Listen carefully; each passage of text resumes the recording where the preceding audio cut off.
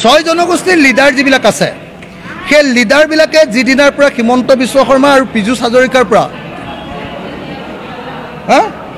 পইচা লোৱা বন্ধ কৰিব, আন্দোলন কৰিবলৈ পইচা লোৱা, মই চবৰ কথা কোৱা নাই দেই, একাংশ লিডাৰ আন্দোলন দিল্লীত কৰিবলৈ গ'লেও আকৌ চৰকাৰৰ পৰা পইচা লৈ যায়।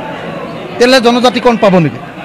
যদি জনজাতিকৰণ পাব লাগে তেতিয়াহ'লে সমগ্ৰ ছয় জাতিৰ জনজাতিকৰণ বিচৰা ছয় জনগোষ্ঠীৰ লিডাৰসকলে সকলো ৰাইজক ৰাজপথলৈ উলিয়াই আনিব লাগিব। বিজেপিৰ লগত মিতিৰালিও কৰিব, ডনেশ্যনো ল'ব, চান্দাও ল'ব, 2 নম্বৰী সম্পৰ্কও ৰাখিব আৰু জনজাতিকৰণো বিচাৰিব, এইটো সম্ভৱ নহয়। সেইকাৰণে ছয় জনগোষ্ঠীৰ ৰাইজে সিদ্ধান্ত ল'ব লাগিব যে যদি সঁচাকৈ জনজাতিকৰণ লাগে তেতিয়াহ'লে বিজেপিক উচিত শিক্ষা দিব লাগিব, ৰাজপথলৈ ওলাই আহি বিজেপি চৰকাৰক উচিত শিক্ষা দিব লাগিব, বিজেপি চৰকাৰক অচল কৰি দিব পাৰিব লাগিব। তেতিয়া কেৱল আৰু কেৱল তেতিয়াহে ছয় জনগোষ্ঠীৰ জনজাতিকৰণ সম্ভৱ।